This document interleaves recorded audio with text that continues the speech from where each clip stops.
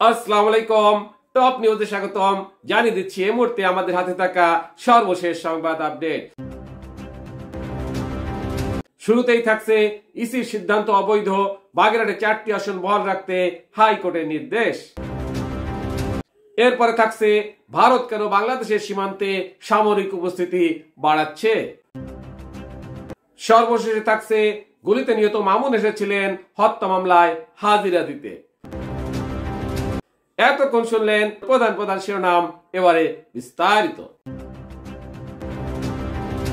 ইসির সিদ্ধান্ত অবৈধ, বাগেরহাটে 4টি আসন বহাল রাখতে হাইকোর্টের নির্দেশ। বাগেরহাটের 4টি আসন থেকে একটি কমিয়ে 3টি আসন করার নির্বাচন কমিশনের গেজেট অবৈধ ঘোষণা করেছেন হাইকোর্ট। একই সঙ্গে জেলা 4টি সংসদীয় আসন বহাল রাখার নির্দেশ দিয়েছেন আদালত। সোমবার 10ই নভেম্বর বিচারপতি শশাঙ্ক শেখর সরকার ও বিচারপতি কে এম জহির সরওয়ার কাজলের হাইকোর্ট বেঞ্চ এই রায় ঘোষণা করেন। রুলের চূড়ান্ত শুনানি শেষে আদালত এই আদেশ দেন। আদালতে রিটের পক্ষে শুনানি করেন ব্যারিস্টার শেখ মোহাম্মদ জাকির হোসেন, রাষ্ট্রপক্ষে ছিলেন সহকারী অ্যাটর্নি জেনারেল মোহাম্মদ ইকরামুল কবির।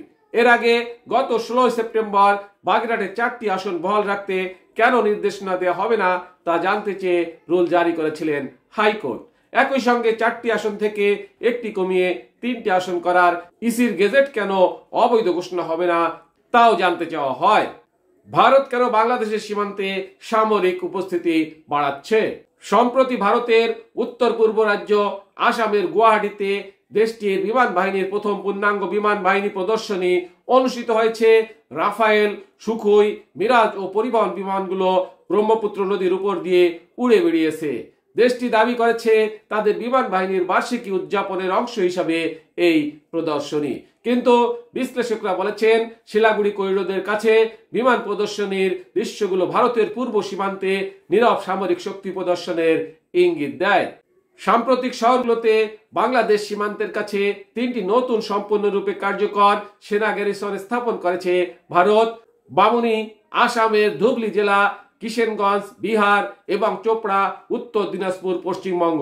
নিরাপত্তা সংশ্লিষ্ট অভ্যন্তরীণ ব্যক্তিরা এই পদক্ষেপকে অস্পষ্টতা থেকে প্রস্তুতির দিকে একটি পরিবর্তন হিসাবে বর্ণনা করেছেন।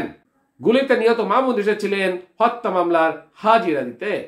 রাজধানী ন্যাশনাল কলেজের সামনে গুলিতে নিহত তারিক সাইফ মামুন চিত্রনায়ক সোহেল চৌধুরী হত্যা মামলার আসামি ছিলেন। গত বছর তিনি ওই মামলায় খালাস পান।